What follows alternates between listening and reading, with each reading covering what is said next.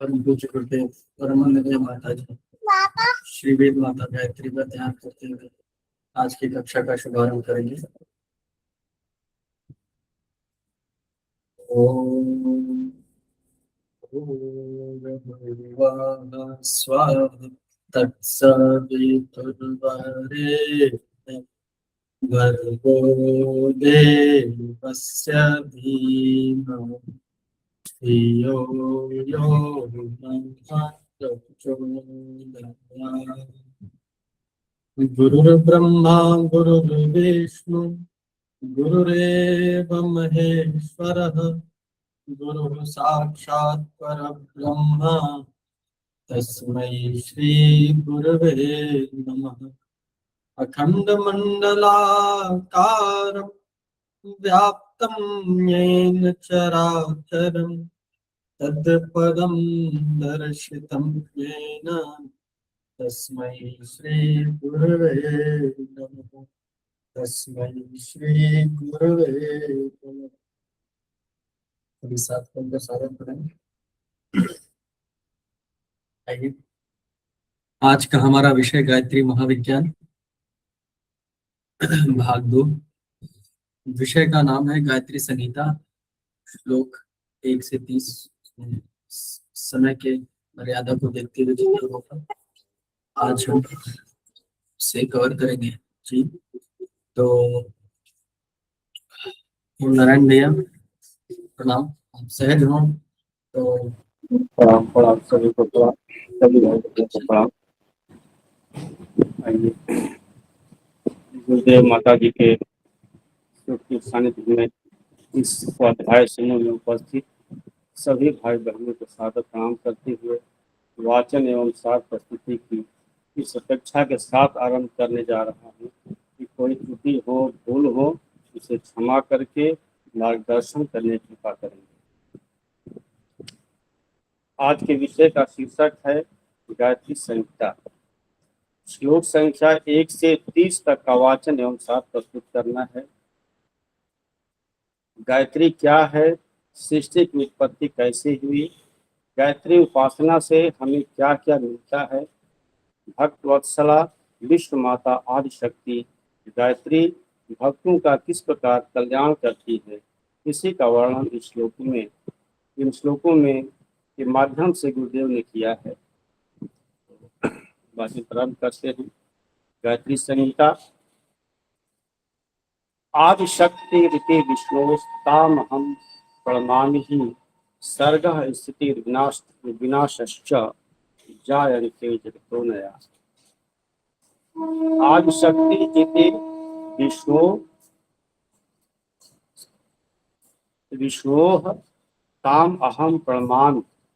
इसमें दिया है कि यह गायत्री ही आदि शक्ति इति विष्णु, गायत्री है विष्णु है अर्थात परमात्मा है, आदि शक्ति है परमात्मा की आदि शक्ति है। ताम अहम प्रणमामि, और मैं उनको प्रणाम करता हूँ।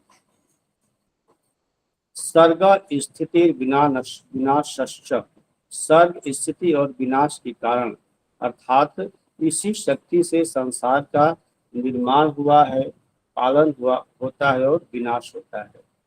यहाँ देखिए, आदि शक्ति इति विष्णु ताम अहम प्रणमामि सर्ग स्थिति विनाशश्च जायन्ति जगतो नया। यह गायत्री ही परमात्मा है, गायत्री ही विष्णु की आदि शक्ति है, उसको मैं प्रणाम करता हूँ। इसी शक्ति से संसार का निर्माण, पालन और विनाश होता है। यहाँ गायत्री को विष्णु की आदि शक्ति कहा गया है। मतलब भगवान भी बिना शक्ति के कुछ नहीं कर सकते, भगवान को भी शक्ति की आवश्यकता होती है। अतः आदि शक्ति गायत्री को मैं प्रणाम करता हूँ। यानी मूल रूप में गायत्री ही है। दूसरा श्लोक है भैया, नाभिपद्मभुवा विष्णु ब्रह्मणा निर्मितम जगत स्थावरम जंगमम शक्त्या गायत्र्या एव वैष्णव। विष्णु की नाभि से उत्पन्न हुए ब्रह्मा ने गायत्री की शक्ति से जड़ तथा चेतन संसार भी बनाया। नाभि पद्म भुवा विष्णु, ब्रह्मणा निरुक्तम जगत। अर्थात नाभि, जब विष्णु जी ने ब्रह्मा को आदेश दिया, विष्णु के नाभि कमल से ब्रह्मा उत्पन्न हुए, और जब विष्णु ने ब्रह्मा जी को आदेश दिया कि सृष्टि बनाओ, परंतु ब्रह्मा जी नहीं बना पाए, फिर आदि शक्ति गायत्री से सृष्टि की रचना की। कहने का आशय ये है कि इंजीनियर कितना भी होशियार हो, लेकिन बिना बिजली की मशीन नहीं चलती। उसी प्रकार जो है गायत्री चाहे बिजली है और इंजीनियर ब्रह्मा जी हैं, तो ब्रह्मा जी को आदेश तो मिल गया कि पुल बनाना है, लेकिन जो है पुल के लिए जो है शक्ति चाहिए, ईंटा चाहिए, बालू चाहिए, सीमेंट चाहिए। उसी तरह जब सृष्टि बनाने की तैयारी ब्रह्मा जी ने किया तो नहीं बना पाए, अंत में जो है गायत्री का सहारा लेना पड़ा, तभी जाकर सृष्टि जो है उत्पन्न हुई, सृष्टि की रचना हो सकी। आगे, चंद्रशेखर केशभ्यो निर्गता हि सुरापगा भगीरथम ततारैव परिवार समम यथा विगत धात्री समुद्भूया या हिन्मान सरोवरे गायत्री सकलम पारम तथा नयति साधकम। शास्त्र गंगैव ज्ञानाख्य सुनीरेण समाकुला ज्ञान गंगा ताम भक्त्या वारम वारम नमामि। इस प्रकार शिव के केशों से निकलने वाली गंगा ने परिवार सहित भगीरथ को पार कर दिया, उसी प्रकार संसार का पालन करने वाली गायत्री हृदय रूपी मानसरोवर से प्रकट होकर सपरिवार साधक को भवसागर से पार ले जाती है। वही गायत्री ज्ञान रूपी जल से परिपूर्ण है।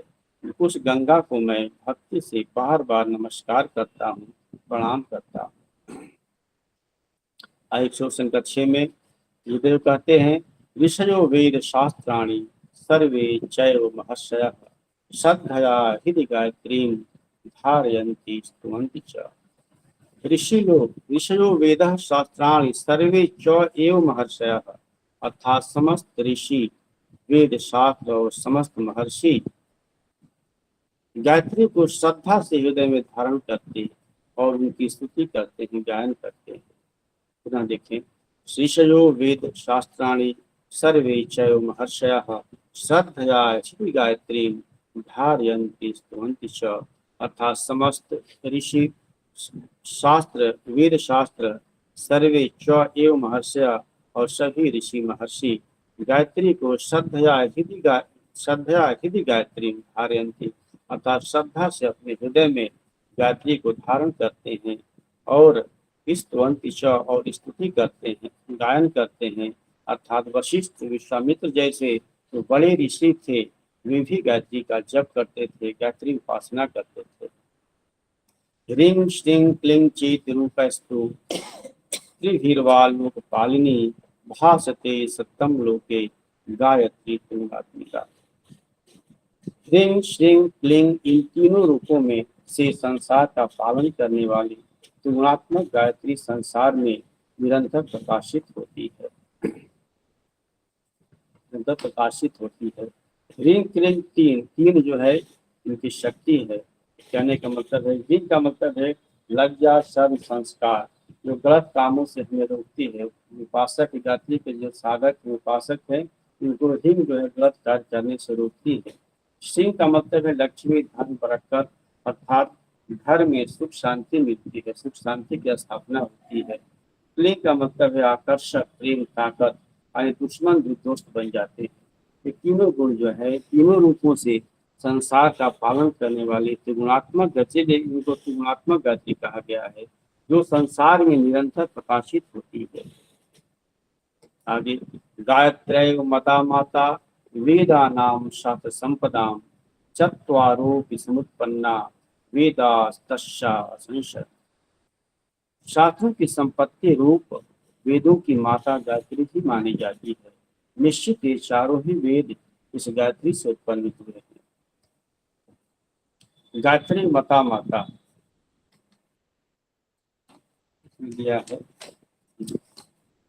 शास्त्रों की संपत्ति रूप वेदों की माता, अर्थात चारों वेदों में ऋग्वेद, सामवेद, यजुर्वेद, अथर्ववेद गायत्री से ही पैदा हुए, इसीलिए गायत्री को वेद माता कहा गया है। पुनः देखने एक बार। गायत्री मता माता वेदा नाम शास्त्र संपदाम चत्वारोपि समुत्पन्ना वेदास्तस्या संशय। अर्थात शास्त्रों की संपत्ति वेदों की माता गायत्री ही मानी जाती है। निश्चित रूप से ये चारों ही वेद इस गायत्री से उत्पन्न हुए हैं, इसीलिए गायत्री को वेद माता कहा गया है। परमात्मनस्त्रियालोके ब्रह्म शक्ति विराजते सूक्ष्मा च सात्विकी च गायत्रीत्यभिधीयते। संसार में परमात्मा की जो सूक्ष्म और सात्विक ब्रह्म शक्ति विद्यमान है वही गायत्री कही जाती है। प्रभावादेव गायत्र्या भूतानाम अभिजायते अंतःकरणेषु देवानाम तत्वानाम ही समुद्भव। प्राणियों के अंतःकरण में दैवी तत्वों का प्रादुर्भाव गायत्री के प्रभाव से ही होता है।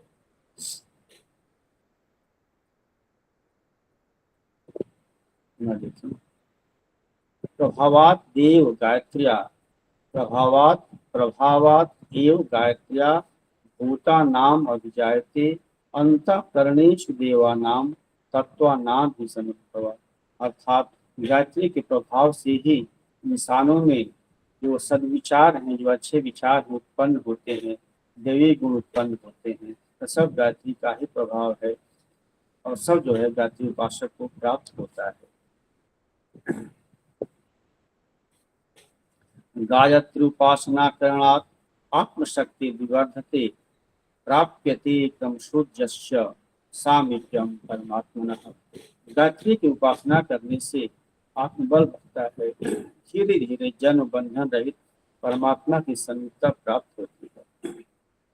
न देखें गायत्रोपासना करणात् आत्मशक्ति विवर्धते। अर्थात गायत्री की उपासना करने से आत्मशक्ति बढ़ता है, आत्मबल बढ़ता है, धीरे धीरे व्यक्ति जो है परमात्मा की समीपता को प्राप्त करता है और जन्म बंधन से रहित हो जाता है। अर्थात जन्म मरण के चक्कर से छुटकारा मिल जाता है, उसे ब्रह्मलोक की प्राप्ति हो जाती है। शौचम शांति विवेकश्च चैत लाभ त्रयमात्मिकम पश्चात वाप्यते नूनम सुस्थिरम तदुपासकम। शौचम शांति विवेकश्चैत लाभ त्रयमात्मिकम पश्चात वाप्यते नूनम सुस्थिरम तदुपासकम। मन को वश में रखने वाली गायत्री के उस उपासक को उपासना के पश्चात पवित्रता, शांति और विवेक ये तीन आत्मिक लाभ होते हैं। पुनः देखने के बाद शौचम शांति विवेकश्च इत लाभ त्रयमात्मिकम पश्चात वाप्यते नूनम सुस्थिरम तदुपासकम। अर्थात मन को वश में रखने वाले गायत्री के उपासक को उपासना के पश्चात क्या मिलता है? शौचम, शौच अर्थात पवित्रता। शौच का मतलब है मन और शरीर की पवित्रता, जिससे गर्भ विचार नहीं आते। उसके बाद है शांति। शांति में क्या है? टेंशन नहीं रहता। गायत्री के उपासक को टेंशन नहीं रहता, बीपी की समस्या नहीं रहती, नींद की दवा नहीं लेनी पड़ती, दवा बंद हो जाती है जो दवा पहले से ले रहे होते हैं, और दिमाग बिल्कुल ठंडा हो जाता है। विवेक का है जो सही गलत का फैसला लेने में सक्षम हो जाता है व्यक्ति, और उसे कभी धोखा नहीं खाना पड़ता। अर्थात शौचम, शांति, विवेक, ये तीनों लोग पवित्रता, शांति और विवेक प्राप्त होता है और उनसे तीनों आत्मिक लाभ प्राप्त हो जाते हैं। कार्येषु शासनं धैर्यं कर्म निष्ठा तथैव च एते लाभाश्च वै तस्मात् जायन्ते मानसाश्रयः। कार्यों में साहस, कार्येषु साहसः, कार्यों में साहस, धैर्यं स्थिरता और कर्म निष्ठा तथैव च, और कर्म निष्ठा, ये तीन चीज एते लाभाश्च वै तस्मात् जायन्ते मानसाश्रयः, ये तीन मन संबंधी लाभ उसको प्राप्त होते हैं। साहस मतलब जब जो गायत्री उपासक होता है उसके अंदर साहस बढ़ जाता है, अर्थात वो निर्भय हो जाता है, भयमुक्त हो जाता है। धैर्य मतलब वो स्थिर हो जाता है, उसके अंदर स्थिरता आ जाती है, टिकाऊपन आ जाता है, अर्थात कार्य पूर्ण करने की उसके अंदर शक्ति उत्पन्न हो जाती है। कर्म निष्ठा तथैव च, और कर्म निष्ठा बढ़ती है अर्थात काम में मन लगने लगता है, ड्यूटी में, नौकरी में, बिजनेस में वो 100% देने लगता है। और वहाँ कट मारने वाली स्थिति खत्म हो जाती है। वह हमेशा जो है उसको अपना कर्तव्य मान करके और 100% देता है, पूरा समय उसमें लगा देता है। पुष्कलम धन संसिद्धि ही सहयोगस्य सर्वतः स्वास्थ्यम वा त्रयेते सुस्तस्माल् लाभस्य लौकिकाः।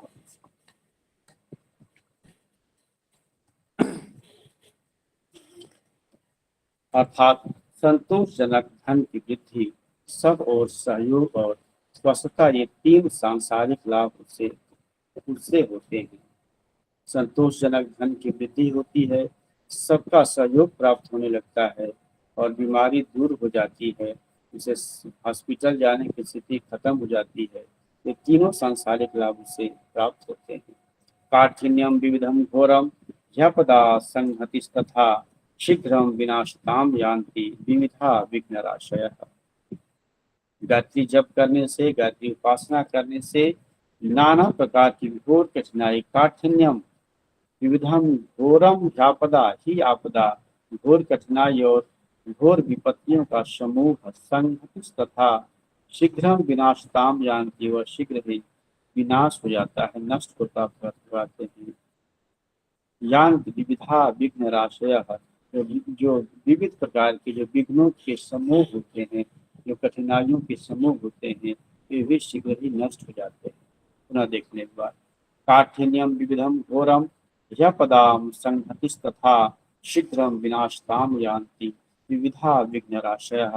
अर्थात गायत्री जप करने से, गायत्री उपासना करने से नाना प्रकार की घोर कठिनाई और विपत्तियों का समूह, नाना प्रकार के विघ्नों बाधाओं के समूह शीघ्र ही नष्ट हो जाते हैं, विनाश को प्राप्त हो जाते हैं। विनाशादुक्त शत्रुणाम अन्तः शक्ति विवर्धते संकटानाम अनायासम पारम याति दयानरः। उपर्युक्त विनाशात उक्तम, उक्त अर्थात उक्त विनाश करने वाले, विनाश से यानी उपर्युक्त शत्रुओं के विनाश से, शत्रुणाम विनाशात, विनाशात उक्त शत्रुणाम अर्थात उपर्युक्त शत्रुओं के विनाश से। उपर्युक्त शत्रु कौन है? जो विघ्न है, बाधा है, जो हमारे अंदर जो कमियां हैं, उनके विनाश से अंतः शक्ति विवर्धते, जो आंतरिक शक्ति है वो बढ़ती है, वो बढ़ जाती है। संकटा नाम अनायासम, और जो संकट है वो अनायास ही, सहज रूप से में ही पारम या ध्यान रह, पार हो जाता है, नष्ट हो जाता है। पुनः देखें, उपयुक्त शत्रुओं के विनाश से अर्थात विघ्नों के विनाश होने के बाद जो आंतरिक शक्ति है वो बढ़ जाती है, आत्मबल बढ़ जाता है, और आंतरिक शक्ति से मनुष्य सहज रूप से अनायास ही संकटों से पार हो जाता है, संकटों से उसे मुक्ति मिल जाती है। गायत्री पाशक स्वान्ते सत्कामा उद्भवन्ति ही तत्पूर्ते जायन्ते सहजम साधना। निश्चय ही गायत्री के उपासक के हृदय में सदिच्छाएं, सत्कामा सदिच्छाएं पैदा होती हैं, उनकी पूर्ति के लिए सहज में साधन भी मिल जाते हैं।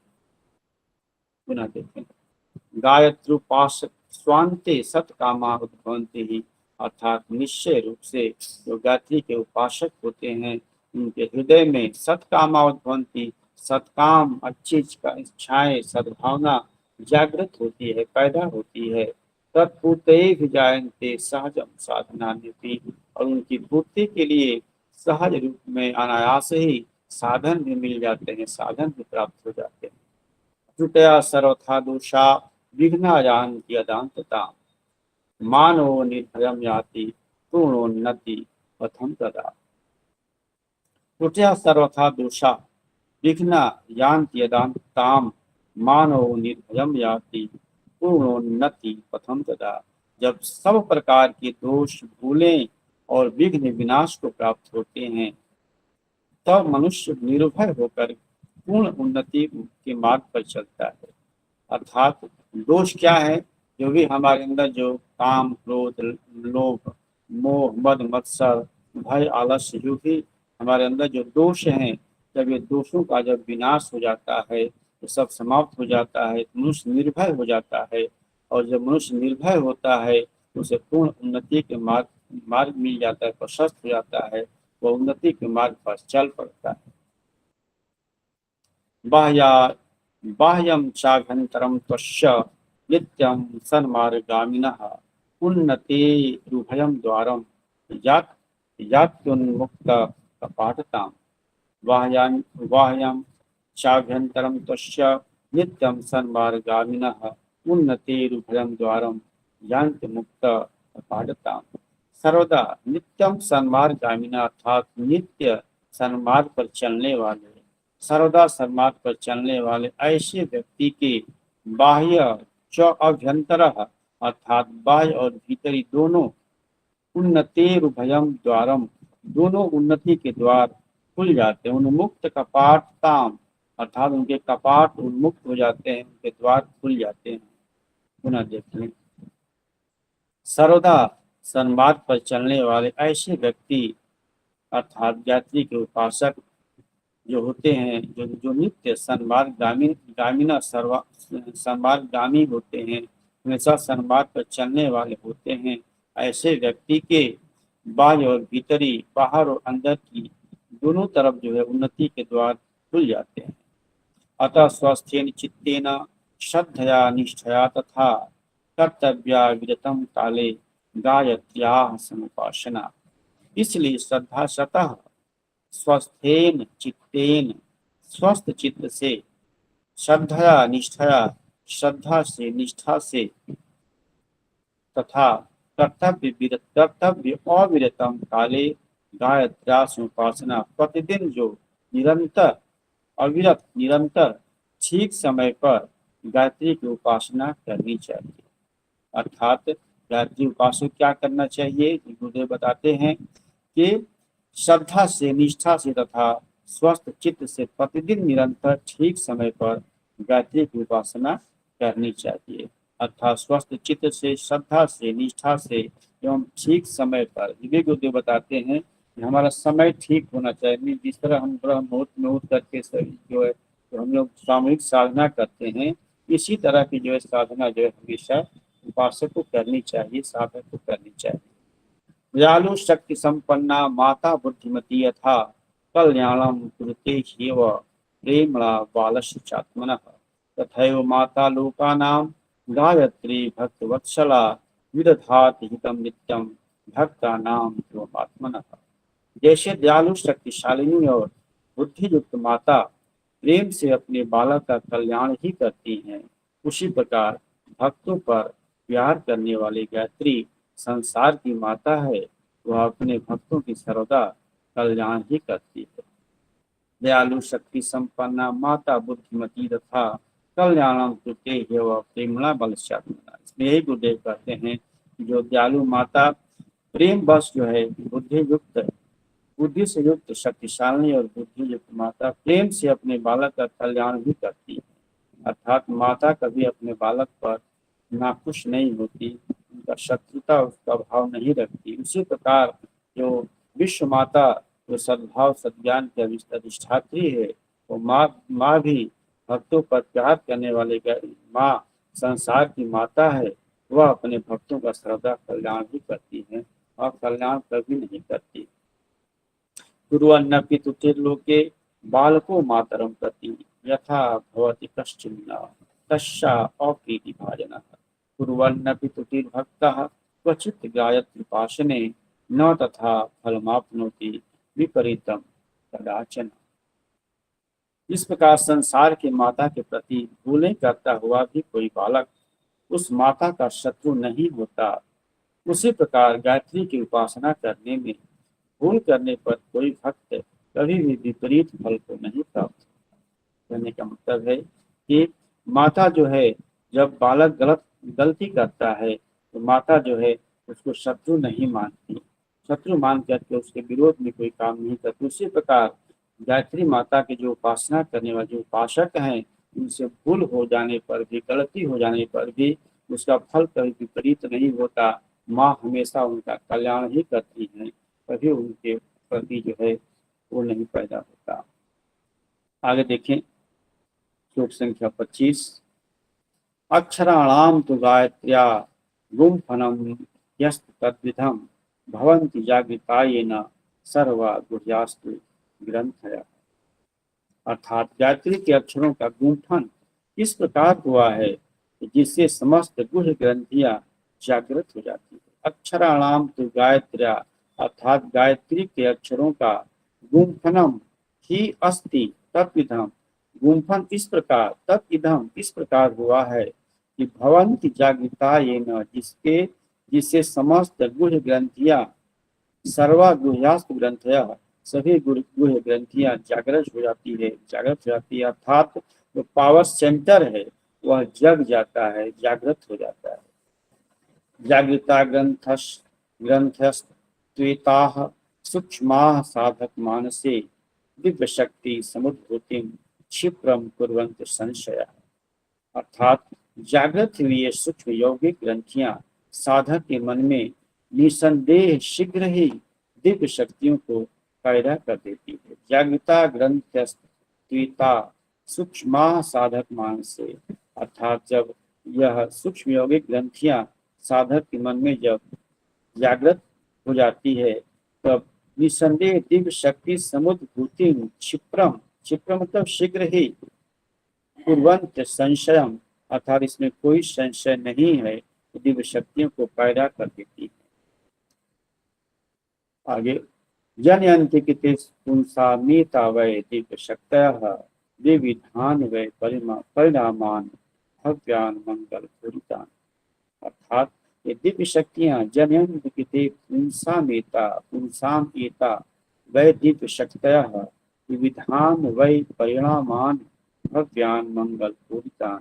अर्थात ये दिव्य शक्तियां मनुष्यों के लिए नाना प्रकार के मंगल सुंदर परिणामों को उत्पन्न करती है।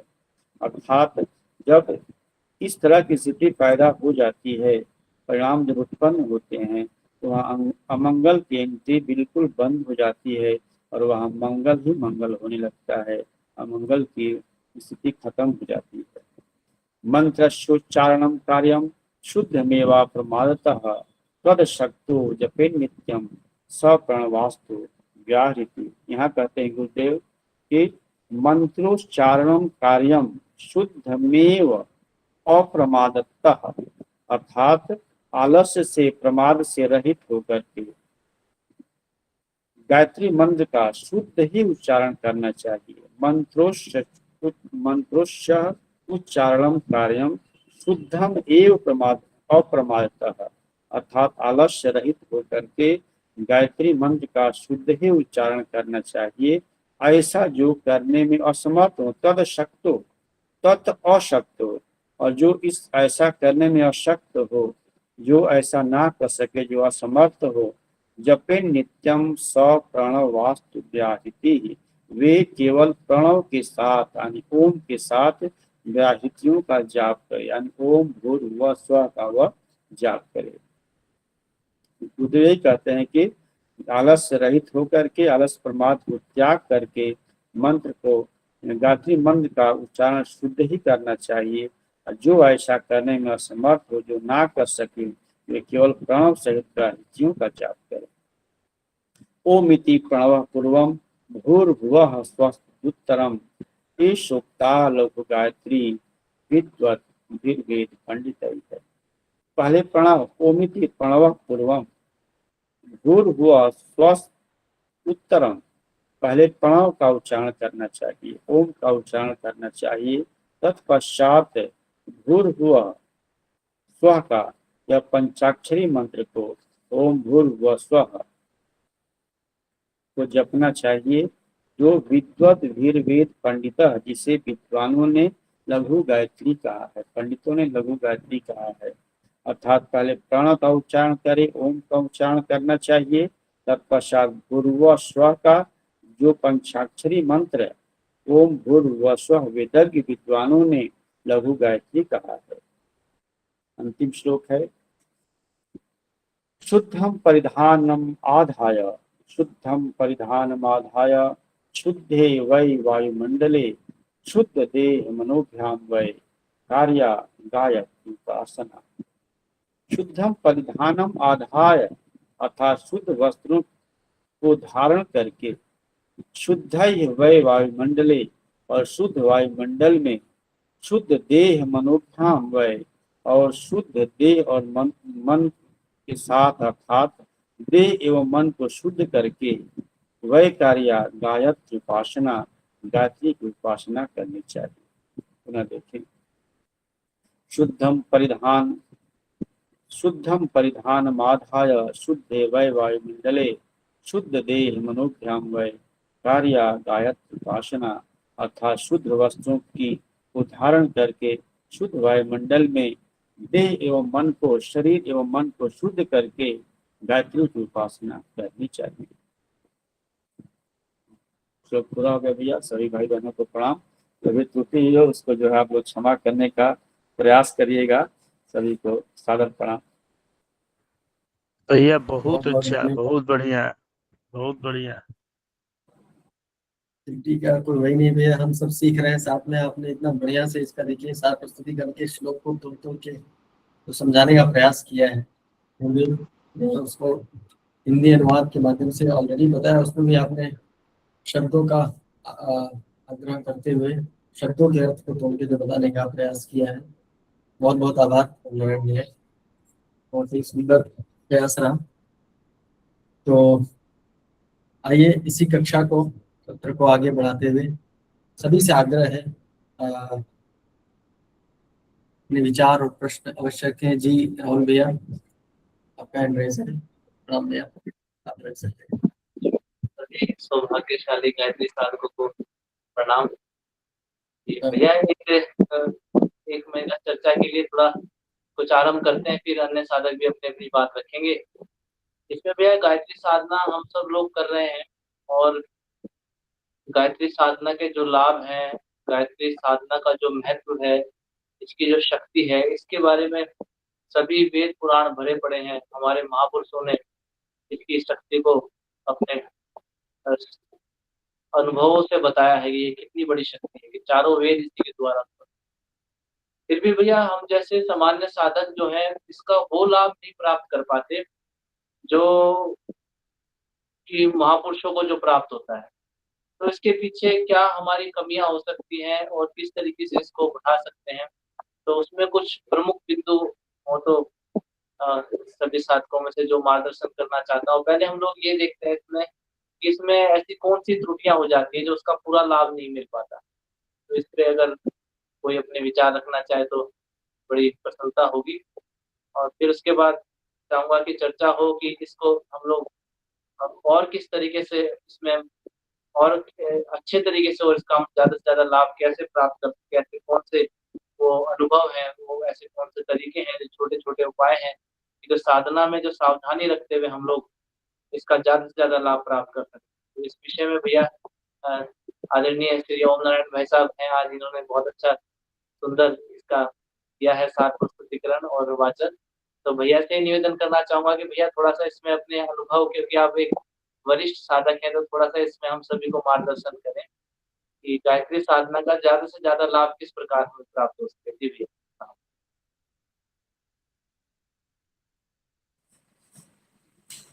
पढ़ा तो हम लोग तो जो है लाभ के लिए ही लगे हुए हैं सभी लोग मिल करके। तो बाकी हमारा अनुभव वही है जो सामूहिक साधना जब से शुरू हुई है तभी से वास्तविक रूप में मेरा जो है साधना मेरी हो रही है। उससे पहले तो ऐसे अटेंडम चलता था कि कभी 3 माला किए, कभी 1 माला किए, कभी 15 माला किए, कभी 1 भी नहीं किए, इसी तरह चलता था। तो इसका लाभ तो बहुत मिला है भैया।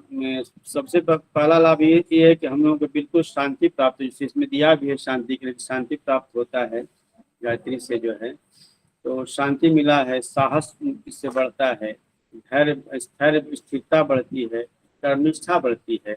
अब कर्मनिष्ठा के बारे में बताएं एक बार। जो है हम लोग के यहाँ एक प्रोग्राम था, जो युवा सम्मेलन था गायत्री शक्तिपीठ पे। तो उसी के दूसरे दिन हम लोग बैठे थे, तो हमारी गाड़ी जो है हम अपना बेच दिए हैं, तो वही चर्चा चलती कौन सी गाड़ी लिया जाए, ब्रेजा लिया जाए कि कौन से लिया जाए, क्योंकि दूरी ज़्यादा तय करनी होती है 100 किलोमीटर से एबव डेली का, तो खर्चा भी कम आए और जो है आराम भी रहे। तो उसी में जो है तो हम तभी से हम वहाँ पे जमानिया में रुक जाते हैं। तो रुक जाते हैं तो वही एक तिवारी जी हैं, तो वो एक अच्छे साधक हैं।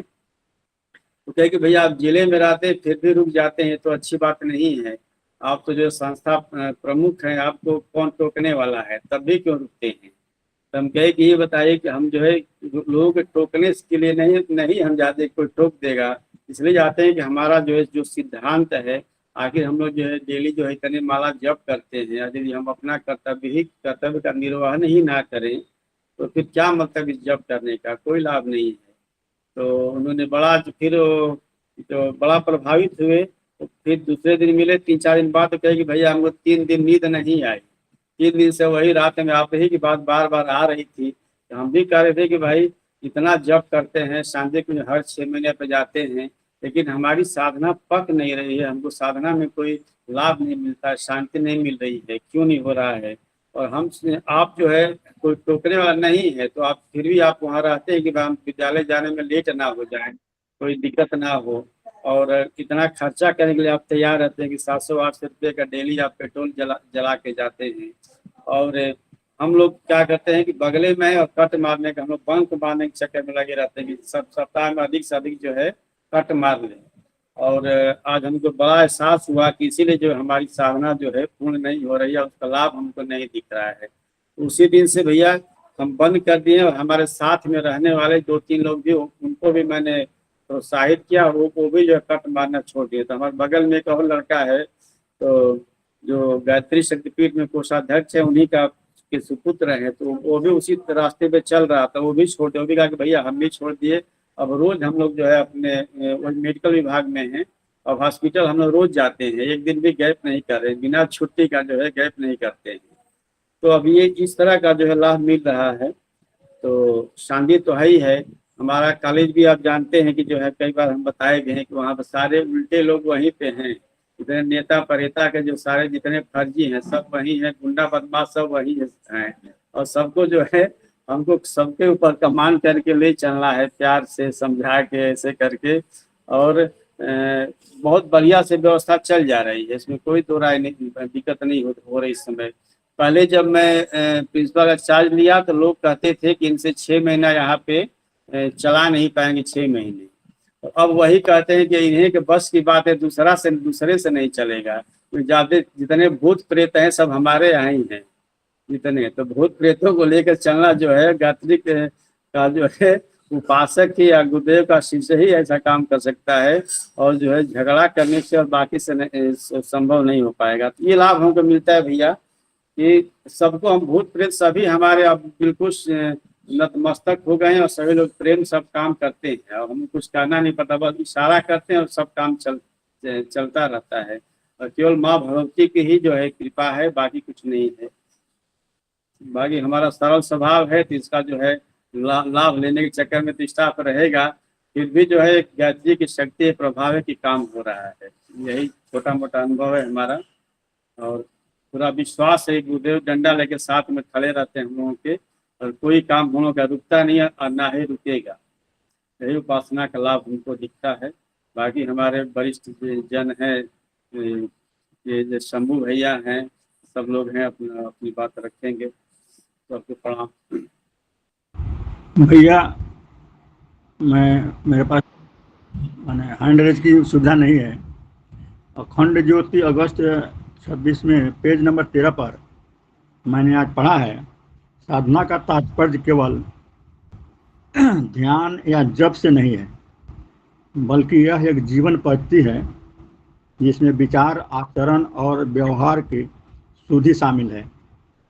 आत्म संयम, सेवा और करुणा को जीवन में स्थान देना ही साधना है। ऋषियों ने जीवन को आत्म विकास की प्रयोगशाला माना है। जी प्रणाम। बहुत सुंदर राजेश्वर जी भाई साहब। सबसे पहले राहुल भैया का बहुत बहुत आभार भैया, आपने आज विषय से संबंधित जो प्रश्न पूछा है बहुत ही सुंदर, उसी के माध्यम से आज की चर्चा का जो दिशा प्रवाह चल पड़ी है, नारायण भैया ने जो व्यवहारिक स्तर पे बताया, उसी को राजेश्वर जी, आदरणीय राजेश्वर जी भाई साहब ने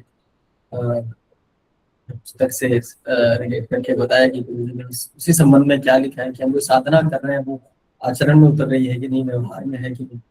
भैया ने कितने सरल तरीके से, कितनी सहजता से बता दिया, और जो बड़ी कठिन होता है, बड़ी कठिनाई होती है इसको व्यवहार स्तर पे लाके उस तरह से चलना। और देखिए लोग प्रभावित भी हुए, क्योंकि आजकल हमारा जो जनरल जो कंडीशन है, जो स्थिति है, बड़ी बिगड़ी हुई है। स्वार्थ और निकृष्टता और ऐसे ऐसे दृष्टिकोण से घिरी हुई है, जहाँ पे हम अपने दायरे से बाहर चिंतन ही नहीं कर पाते। तो बहुत बहुत धन्यवाद नारायण भैया, बहुत ही सुंदर आपने प्रसंग दिया आदरणीय तिवारी जी का, उनके माध्यम से सबका मार्गदर्शन किया। तो आइए इसी चर्चा को आगे बढ़ाते हुए किशोरी दीदी, आपका हैंड रेज है, आप बात रख सकती हैं जी। प्रणाम, सभी साधकों को प्रणाम, और बाबू को ढेर सारा प्यार। उसका मीठी सी आवाज मन को बहुत अच्छी लगी जी। राहुल भैया का जो प्रश्न है कि कहाँ क्यों नहीं हो पा रहा है, तो यही प्रश्न लीलापति शर्मा बाबूजी गुरुदेव से करते हैं। साधना में प्राण आ जाए तो कमाल हो जाए। उस पुस्तक में कहते हैं मंत्र तो सब जप करते हैं, लेकिन आपके इतना तो किसी को सिद्धि नहीं मिली।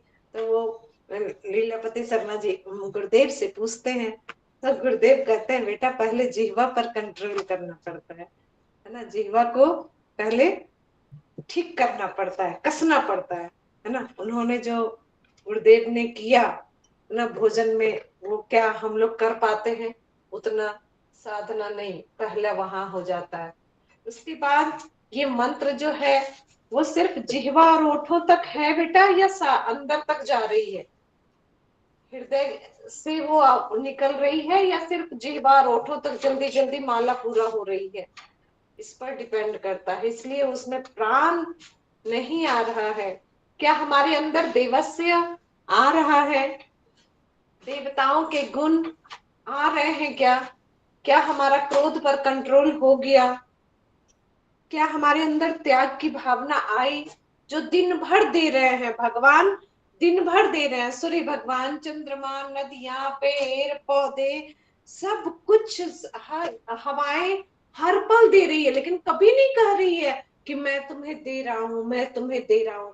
लेकिन हम लोग छोटा सा काम कर लेते हैं, ये कहते हैं कि मैंने तो इतना किया, आज तो इतना कार्यक्रम गुरु जी का करा के आए हैं।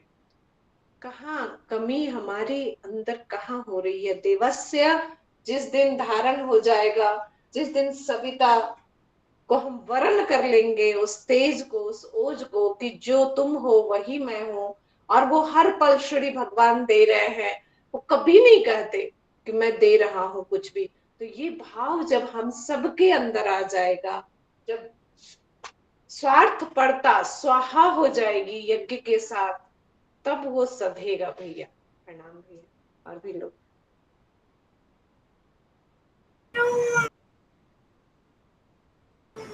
बहुत सुंदर दीदी, बहुत बहुत आभार आपका। जप और ध्यान का जो उद्देश्य है वो है ही अंतःकरण की मलिनता को साफ करना। बहुत दीदी, आइए शंभू जी भाई साहब अपने हैंड रेज करें, आप बोल सकते हैं अपनी बात को प्यार दूर कर।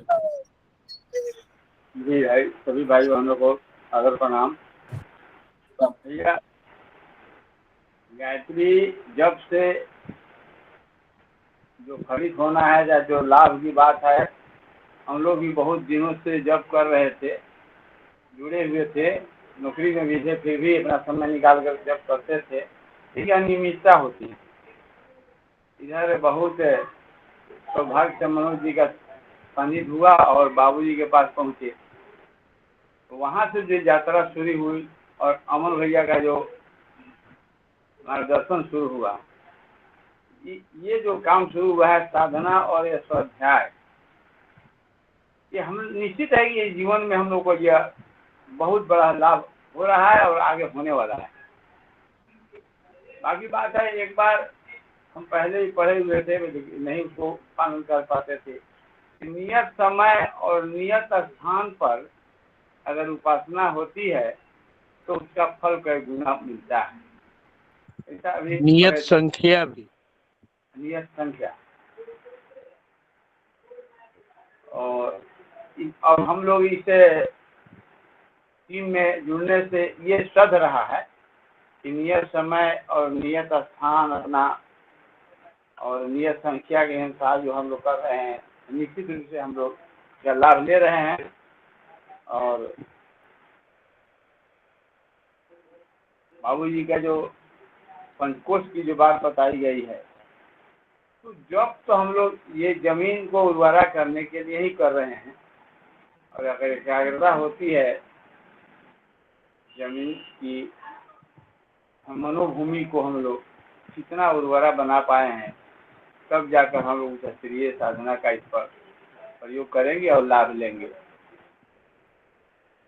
बहुत खुशी है भैया, हम लोग जो जिस रास्ते पर चल रहे हैं, हो सकता है जन्मों जन्मों का, कई जन्मों का हमारे पास कुछ संस्कार जड़ा हुआ है, पकड़ा हुआ है, मन को स्थिर नहीं होने दे रहा है। लाख जप में दिमाग स्थिर करते हैं, अब ध्यान करते हैं, नींद आ जाता है। तो इसका मतलब है कि हम प्रयास में हैं, गुरु जी के सामने ईमानदारी से प्रयास में है कि हम अपना करना चाह रहे हैं। दिन में भी गुरु का ही काम में ज़्यादा समय लगाने का प्रयास कर रहे हैं कि साधना भी है, व्रत थोड़ा हल्का फुल्का जो व्रत पार लग रहा है उतना भी आदमी सब भी कर रहा है। तो उनके बताए रास्ते पर हम सभी चल रहे हैं, चलेंगे। तो विश्वास रखिए, आज नहीं तो कल निश्चित रूप से हम लोगों को सफलता मिलेगी। गुरु जी का वरदान और आश्वासन है कि तुम आगे बढ़ोगे तो मैं तुमसे ज़्यादा आगे रहूँगा, बशर्ते कि हम ईमानदारी से इस साधना में लगे रहें। अपनी ईमानदारी खुद समीक्षा करनी है, हम कितनी ईमानदारी से कर रहे हैं, बस। कोई दूसरा कोई जजमेंट नहीं करने वाला, अंदर ही जज बैठा हुआ कि हम कितनी ईमानदारी से गुरु के मार्गदर्शन पर चल रहे हैं, वही सबसे बड़ी सफलता के स्रोत है और कुछ नहीं। जी भैया, और धन्यवाद। अपनी वाणी को विराम देता हूँ। बहुत बहुत आभार शिवजी भाई साहब। अब देखिए, ऐसे वरिष्ठ जनों और ऐसी आत्माओं का मार्गदर्शन बड़ा आवश्यक है। व्यवहारिक स्तर पे जो शुरुआत कर रहे हैं उनके लिए बड़ा इंस्पिरेशनल होता है, प्रेरणादायक होता है। ऐसा जो आपने अपना अनुभव बताया। मैं अनुरोध करूंगा वीरेंद्र जी बाबू जी से भी कि अगर कुछ शब्द जोड़ सकें तो ऊर्जा और प्रवाहित हो सके सभी साधकों में। जी भैया, सभी साधक बहन भाइयों को प्रणाम। और सबसे पहले ओम नारायण भैया को बहुत बहुत धन्यवाद इतना अच्छा समझाने के लिए, क्योंकि यहाँ पे मैं ऐसा महसूस करता हूँ कि भैया आवाज आ रही है ना? अधिकांश लोगों की संस्कृत में दिक्कत है, तो ओम नारायण भैया बड़ा अच्छा पढ़ते भी हैं, समझाते भी हैं। ओम नारायण भैया अभी अपना अनुभव बता रहे थे, तो भैया हमें तो कहीं किसी संस्था में हेड वेड बनने का मौका मिला नहीं है, हम तो खुद ही बिल्कुल अलग रहे हैं। लेकिन इतना हमें अनुभव है कि अगर हेड अपने आप को ठीक कर ले, अपने आप को स्वयं में ठीक हो जाए, तो भैया नीचे का बहुत सारा सिस्टम ऑटोमेटिक ठीक हो जाता है। समस्या हमें यहाँ पे आती है कि हम स्वयं में ठीक नहीं होते, बाकी सबको ठीक करना चाहते हैं। ये तो संसार में भी होता है। संसार में जो इतने भी रेगुलेटर हैं जो रेगुलेट करते हैं संस्थाओं को, अपने आप में हजार कमियां लिए बैठे होते हैं, बाकी चाहते नीचे वाले बहुत अच्छे हो जाएं। तो मैं तो चाहता हूँ कि संस्था का हेड कोई भी है, चाहे उन्होंने भी अपने उसमें बैठे हैं, चाहे कोई कहीं और बैठे हैं दूसरे साथी, अगर वो खुद में 100%, जिस दिन खुद में 100% हो जाएंगे, भैया नीचे वालों पे बहुत कम मेहनत करनी पड़ेगी, क्योंकि स्वतः ही ठीक हो जाता है। और एक बात और भी होती है, जब हम खुद में ठीक होते हैं तो नीचे वाले जो लोग ठीक नहीं हो रहे, उनको ठीक करने की क्षमता हमारे अंदर आ जाती है। 90% तो खुद ही ठीक हो जाते हैं, और बाकी जो नहीं होते उनको संभालने की क्षमता आ जाती है। क्योंकि दिक्कत और भी होती है कि हम संभालना तो चाहते हैं नीचे वालों को, लेकिन संभालना नहीं आता हमको, और कई बार उल्टी गलती कर देते हैं। तो ये तो एक कहना था। दूसरी, राहुल भैया का प्रश्न बहुत जायज था, बहुत वाजिब था, और इस पर मैं तो मानता हूं कि अक्सर चर्चा होनी चाहिए कि हम अपनी साधना में क्या ऐसा कर सकते हैं कि जो अच्छा रिजल्ट आए। मूल प्रश्न तो यही है उनका कि रिजल्ट कैसे अच्छा है, जबकि साधक हम सभी हैं और अच्छे स्तर के साधक हैं, इसमें कोई दो राय नहीं है। एक अनुभव मैं शेयर करना चाहूंगा सबके साथ में। जो गायत्री महाविज्ञान आजकल हम लोग पढ़ रहे हैं, मुझे लगता है अधिकांश साधकों की स्थिति मेरे जैसी होगी। इसमें 3 भाग हैं भैया। विनायक भैया, पहला लगभग सबने पढ़ा होगा, तीसरा भी लगभग सभी ने पढ़ा होगा, बीच वाले को हम लोग बहुत कम टच करते हैं। मेरे साथ भी ऐसा ही हुआ है। मैंने समझा कि बीच वाला पोर्शन तो हमारे लिए है ही नहीं, पता नहीं कि तो जो पंडित लोग होते हैं उनके लिए है शायद ये। लेकिन सच्चाई ये है कि जब तक हमारा बीच वाले पर कमांड नहीं होगा, हम साधना में बहुत आगे तक नहीं जा सकते। और सबसे बड़ी भूल मुझे लगता है यहीं पे होती है हम लोगों से, क्योंकि हम जब तक गायत्री के तत्व दर्शन को नहीं समझेंगे और उस तत्व दर्शन को अपने आचरण का, अपने व्यवहार का, अपने स्वभाव का हिस्सा नहीं बनाएंगे, खाली मंत्र जप पे हमारा प्रयास रहेगा, भैया साधना में बहुत आगे हम नहीं बढ़ सकते। असर तो उसका भी आएगा, इसमें कोई दो राय वाली बात नहीं है। जो हम जप करते हैं, ध्यान करते हैं, असर तो उनका भी आएगा, इसमें बिल्कुल मैं मना नहीं कर रहा हूं, उसका असर नहीं आएगा। लेकिन अगर हमको अपनी एंटायर ग्रोथ करनी है और बहुत आगे तक जाना है, तो हमें गायत्री के तत्व दर्शन में जाना होगा। हम भी खुद ये महसूस करते हैं कि हमसे भी ये भूल बहुत लंबे समय तक होती रही, बहुत लंबे समय, आज तक भी होती रही। बड़ी सिंपल सी बात है। इसलिए हम बहुत ज्यादा जप करने के बावजूद बहुत आगे नहीं बढ़ पाते, क्योंकि हमने एक हाथ को बहुत पावरफुल बना लिया, दूसरा हाथ हमारा कमजोर पड़ा है।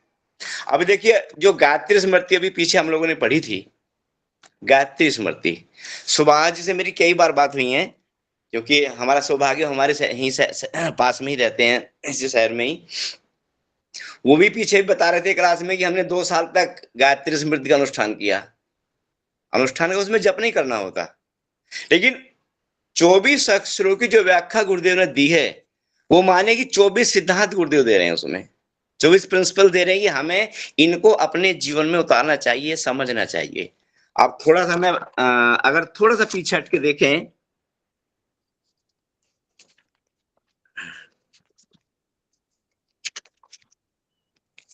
इसमें एक श्लोक है 16 नंबर का गायत्री स्मृति में, चाहे तो कुछ लोग निकाल सकते हैं, सब पे होगी गायत्री महाविज्ञान।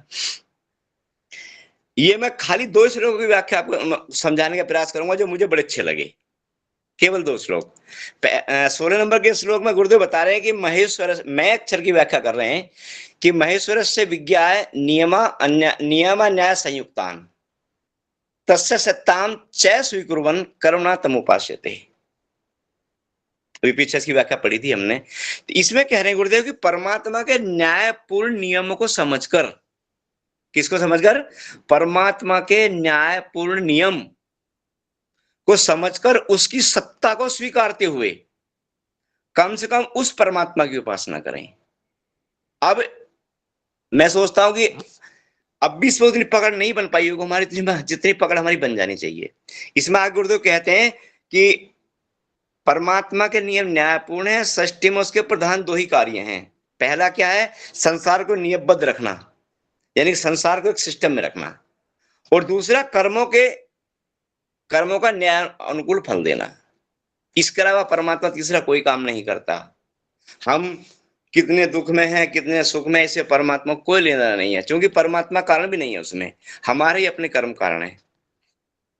अब देखिए, इसमें अगर हम परमात्मा का न्याय और नियम अगर 2 को अपने अंतःकरण में उतार लें, पूरी तरह तत्व से समझ लें, उसका तत्व दर्शन समझ लें, तो आगे क्या लिखते हैं गुरुदेव कि परमात्मा की पूजा उपासना की जितनी साधनाएं हैं, इनको समझने की बात है भैया।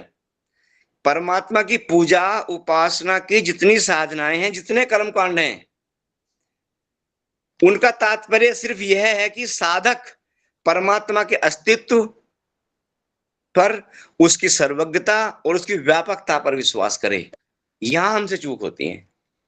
यहां हमसे बहुत सारे साधक बहन भाई हमारे, हम भी खुद उन्हीं के साथ हैं, आज भी गलती कर रहे होंगे, क्योंकि उसको समझने का प्रयास नहीं कर रहे होंगे। आगे लिखते हैं गुरुदेव, देखिए 3 शब्द इस्तेमाल किए गुरुदेव ने। साधक परमात्मा का अस्तित्व, ये विश्वास करें कि परमात्मा है। हम कहते हैं, लेकिन यहां से ऊपर हम जब तक ये विश्वास हमारे अंदर तक नहीं जाएगा ना, और हमारे रग रग में, कण कण में समा नहीं जाएगा, तब तक बात बनने वाली नहीं है परमात्मा के अस्तित्व की। एक। दूसरा, उसकी सर्वज्ञता, यानी कि उसको सब पता है क्या, कहां क्या हो रहा है। और तीसरा, उसकी सर्वव्यापकता, यानी कि वो कण कण में व्याप्त है। हरिव्यापक सर्वत्र समाना तुलसीदास ने लिखा है। और आगे पुजोर कहते हैं कि यह विश्वास जितना दृढ़ होगा उतना ही उसे परमात्मा नियम और न्याय स्मरण रहेगा। इसके बगैर परमात्मा का नियम और न्याय भी हमें याद रहेगा नहीं। जब हम कहीं ऐसा मौका आएगा ना भैया, वहीं फिर गलती कर बैठेंगे। और अगर याद रहेंगी दोनों चीजें तो हमसे गलतियां नहीं होंगी, क्योंकि हमको ये विश्वास हो जाएगा कि अगर हम गलत काम करेंगे तो हमें एक दिन परमात्मा की न्याय व्यवस्था में जाना पड़ेगा और परमात्मा के सामने कटघरे में खड़ा होना पड़ेगा, उस कर्म का फल हमको भोगना पड़ेगा। जब ये चीज हमारे अंतःकरण में गहरे उतर जाएगी तब हम उस रास्ते को छोड़ेंगे। क्योंकि हमारी क्या है कि पकी आदत है ना भैया, बहुत पुरानी, पता नहीं कितने जन्मों से चला आ रहा है। आगे लिखते हैं गुरुदेव कि जो आलस्य और कुकर्म से जितना बचता है, आलस्य और कुकर्म, वह ईश्वर का उतना ही बड़ा भक्त है। अब आलस्य को देखिए, चलो कुकर्म तो मानता हूं कि हम सब लोग उनसे अलग हट गए हैं क्योंकि अच्छे साधक हैं, लेकिन आलस्य हमें आज भी घेरता होगा भाई साहब, हमें तो घेर लेता है। बड़ी सिंपल सी बात है। तो क्यों ना फिर इसको ध्यान में रखें। ये बड़ा अच्छा लगा मुझे। और एक और इस पर चर्चा करना चाहूंगा, मैं 2 मिनट लूंगा। ये 22 नंबर श्लोक है, ये बहुत अच्छा लगा भैया। मैं जान चाहूंगा सभी साधकों का कि इसमें कह रहे हैं गुरुदेव, प्र शब्द की व्याख्या कर रहे हैं। प्रचोदयात्म प्र पहला अक्षर आता है ना, कि प्रकृत्या तू भवो उदारो, उदारो प्रकृत्या तू भवो उदारो ना अनुदार कदाचन, चिंत्यो उदार दृष्टेव तेन चित्त विशुद्धति, चिंत्यो उदार दृष्टेव तेन चित्तम विशुद्धति। इसमें कह रहे गुरुदेव कि स्वभाव से ही उदार हूं। अब देखिए ये श्लोक अगर हम इसको कम से कम 24 घंटे का अपना एक टारगेट बना लें और अपने स्वभाव का इसको अंग बना लें, तो मैं सोचता हूं कि परमात्मा प्राप्ति तो बाद की बात है, कम से कम हमारे आधे रिश्ते ठीक हो जाएंगे। आधे रिलेशन जो समाज में व्यवहार करते हैं सबके साथ में 50 का 100% ठीक हो जाएंगे। इतना अच्छा गुरुदेव ने सूत्र दिया है। अब देखो थोड़ा देख लेते हैं इसको। गुरुदेव कह रहे हैं स्वभाव से ही उदार हों, कभी भी अनुदार ना बने, उदार दृष्टि से ही विचार करें। ऐसा करने से क्या होता है, अब हमारे साथ भूल क्या होती है कि अगर हम बहुत उदार होंगे तो हमें क्या लगता है कि हाँ सामने वाला हमको कमजोर मान लेगा, सामने वाले को छोड़ दिए भाषा वो क्या मानता है। गुरुदेव कह रहे हैं कि ऐसा करने से चित्त शुद्ध हो जाता है। तो हमें इतना बड़ा लाभ यहाँ गुरुदेव बता रहे हैं कि अगर हम उदार बनते हैं तो हमारा अपना चित्त शुद्ध हो जाता है, जो हमारी साधना का सबसे बड़ा उद्देश्य है। चित्त तो ठीक करना है हमको। अब इसमें ज्यादा समय न लेते हुए लास्ट में लिखा है गुरुदेव ने कि गायत्री का प्र अक्षर कहता है कि दूसरों की भूलों, बस अब एक एक शब्द हमारा अंदर उतारने वाला है, दूसरों की भूलों कमियों के प्रति हमें कठोर नहीं उदार होना चाहिए। जबकि हम यहाँ बहुत ज्यादा कठोर होते हैं, अपने प्रति तो उदार होते हैं, दूसरे के प्रति कठोर होते हैं। संसारी व्यक्ति की पहचान है। और आध्यात्मिक व्यक्ति का क्या होना चाहिए कि अपने प्रति कठोर और सामने वाले के प्रति उदार होना चाहिए। जैसा गुरुदेव कहते हैं, उनकी उचित इच्छाओं, आवश्यकताओं और मांगों के प्रति हमारी सहानुभूति होनी चाहिए। उनकी उचित इच्छाओं, सब इच्छाओं नहीं, उचित और आवश्यक मांगों के प्रति हमारी सहानुभूति होनी चाहिए। अब आगे बहुत काम की बात गुरुदेव लिख रहे हैं, लाइन बड़ी कीमती है। आगे कह रहे हैं कि दूसरे जिस स्थिति में हैं, हमारे सामने वाला कोई भी हो सकता है हमारा, वो दूसरे जिस स्थिति में उस स्थिति में हम होते तो कैसी इच्छा करते, ये बहुत महत्वपूर्ण लाइन है। कई बार क्या होता है कि हमारा कोई अपना भाई है या बहन है, पत्नी है, बच्चा है, पड़ोसी है, कोई मित्र है, हमें उसका व्यवहार बड़ा अटपटा लगता है। तो ये एक पर गुरुदेव कह रहे हैं एक बार ये सोच कर देखें कि जिस स्थिति में वो है और ऐसा सोच रहा है, अगर हम होते फिर हम कैसा सोचते। ये बहुत महत्वपूर्ण सूत्र है। यह सोचकर उस दृष्टि से उनके साथ व्यवहार करना चाहिए। यानी हमें थोड़ा सा लोयल होना चाहिए यहाँ पे, थोड़ा सा, कि यार उसकी परिस्थिति ऐसी है इसलिए वो ऐसा सोच रहा है। इसको ऐसे एक उदाहरण लिया जा सकता है कि मान लिया विनायक भैया का आर्थिक स्थिति बहुत बढ़िया है, बड़ा सिंपल सा उदाहरण, एक बहुत अच्छी स्थिति है, तो जहां चाहते हैं वहां खूब दान भी कर देते हैं। संयोग से बहन घर पे आती है तो खूब बहन को भी खूब क्या बोलते हैं वो दे देते हैं, साड़ी वगैरह, कपड़ा वगैरह, सहयोग भी देते हैं। अब लेकिन दूसरा भाई है हमारा, उसकी आर्थिक स्थिति बहुत टाइट है, बहुत ज्यादा है। अब वो तो हमारे बराबर नहीं कर पाएगा। अब हम उसके खिलाफ खड़े हो जाएंगे और बहन को खिलाफ खड़ी कर देंगे कि ये तेरा ध्यान रखता ही नहीं है, अपने अपने में लगा रहता है, ये है वो है। नहीं, हमको ये सोचना चाहिए कि उसकी आर्थिक स्थिति कहाँ है, और उस आर्थिक स्थिति में बाय द वे हम होते तो हमारी क्या स्थिति होती। तो यहाँ हमारी बहुत सारी समस्याओं का समाधान हमें मिल जाता है। आगे आगे जो लाइन लिख रहे हैं गुरुदेव, ये और भी भैया बहुत महत्वपूर्ण है। ये मुझे बहुत अच्छी लगी, शायद आपको भी अच्छी लगेगी, और व्यवहार में उतारने के लायक है। मैंने कहा ना ये श्लोक अपने अंतःकरण में उतार लें तो हमारे आधे से ज्यादा रिश्ते ठीक हो जाएंगे। इसमें कह रहे हैं गुरुदेव कि यह सोचकर उस दृष्टि से उनके साथ व्यवहार करना चाहिए और मतभेदों को संघर्ष का कारण न बनाकर, जो मतभेद होते हैं उनका मत कुछ और हो सकता है, हमारा मत कुछ और हो सकता है, तो कहते हैं कि मतभेदों को संघर्ष का कारण न बनाकर जितने अंशों में एकता मिले, जितने अंशों में, उसे प्रेम का निमित्त बनाना चाहिए। यानी कि हो सकता है कि हमारे किसी अपने से हमारे 100% विचार ना मिलते हो, 40 मिलते हो, 50 मिलते हो, 60 मिलते हो।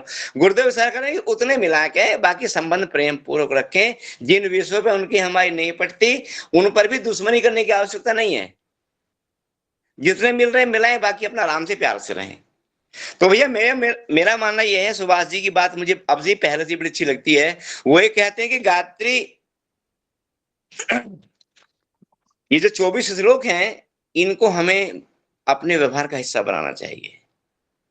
और जिस दिन हम इन 24 श्लोकों को अपने व्यवहार का हिस्सा बना लेंगे, अपने आचरण में उतार लेंगे, अपने अंतःकरण का हिस्सा बना देंगे, भैया हमारी साधना बहुत तेजी से आगे बढ़ेगी, बहुत तेजी से।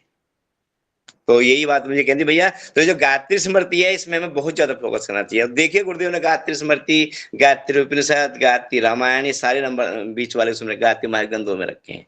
और हर कोई एक ही प्रेरणा दे रहा है कि हम अपने व्यवहार को कैसे कैसे उस योग बनाएं। तो भैया ज्यादा समय ना लेते हुए मैं अपनी बात को यहीं विराम दूंगा, लेकिन यही कहूंगा कि अगर हमको साधना में बहुत आगे बढ़ना है तो जो भाग 2 है गायत्री महाविज्ञान का, इसको बिल्कुल अपने अंदर उतार लें। इसके बगैर बात बनने वाली है नहीं, अगर बहुत आगे तक हमें जाना है। अब चूंकि हम सब अच्छे साधक हैं, जिस तरह साधना कर रहे हैं, तो सबका उद्देश्य तो ऊपर जाना ही है। तो भैया बिल्कुल इसको हिस्सा बनाएं। हम भी ये कमी कर रहे हैं, आज तक भी कर रहे हैं भैया, इसलिए मैं अपने मन की बात आप सबके सामने कह रहा हूँ। जी भैया प्रणाम, बहुत बहुत धन्यवाद। जी जी बहुत बहुत आभार।